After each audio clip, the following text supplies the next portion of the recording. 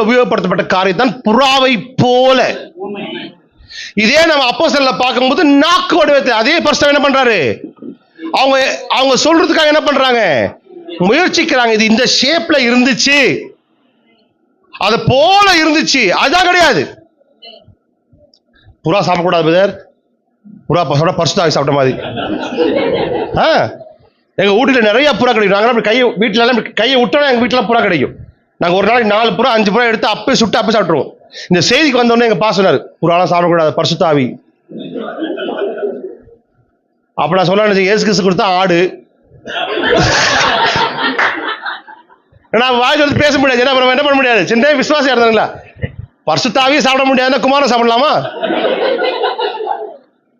சாப்பிடக்கூடாது, எதுவுமே சாப்பிடக்கூடாது. ஆமென். இப்ப வாசிங்க மத்தேயு 17